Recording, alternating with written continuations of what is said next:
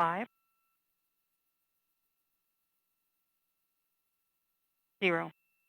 Release.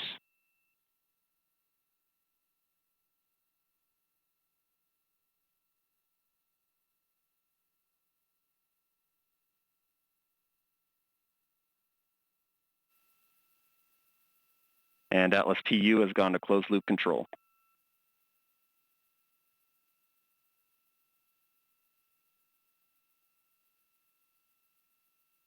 Atlas 5 is now supersonic.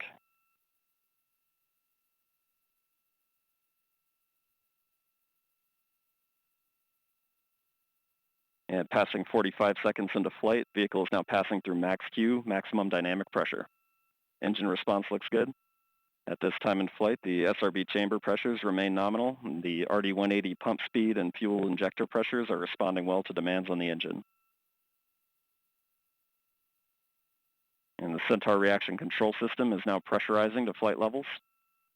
Now throttling to maintain a constant 2.5 G acceleration limit for payload fairing jettison. Engine response and vehicle acceleration look good.